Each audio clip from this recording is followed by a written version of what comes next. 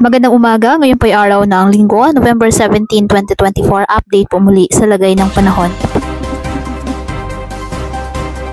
Bagyong Pipito, lumakas pa at papalapit na po sa kalupaan. Signal number 5, itinaas na. Taglay ng bagyo ang lakas ng hangin, aabot sa 195 km per hour at pagbugsong hangin umaabot sa 240 km per hour.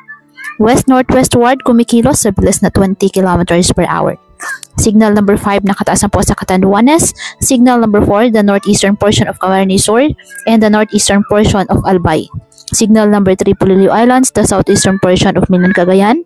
Camarines Norte, the rest of Camarines Sur, the rest of Albay and the northern portion of Sorsogon, eastern and central portion of Northern Samar and the northern portion of Eastern Samar.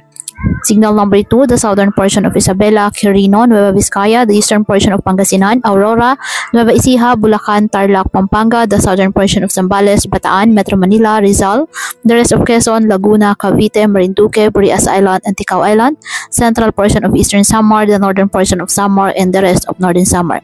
Habang signal number 1 sa mainland Cagayan, the rest of Isabela, Apayao, Kalinga, Abra, Mountain Province, Ifugao, Benguet, Ilocos Norte, Ilocos Sur, La Union, the rest of Pangasinan, the rest of Zambales, Batangas, northern portion of Occidental Mindoro, northern portion of Oriental Mindoro, Romblon, and the rest of Masbate, rest of Eastern Samar, Biliran, northern and central portion of Leyte, northeastern portion of Southern Leyte, and the northernmost portion of Cebu and kasama ng Bantayan Islands, and the northernmost portion of Iloilo.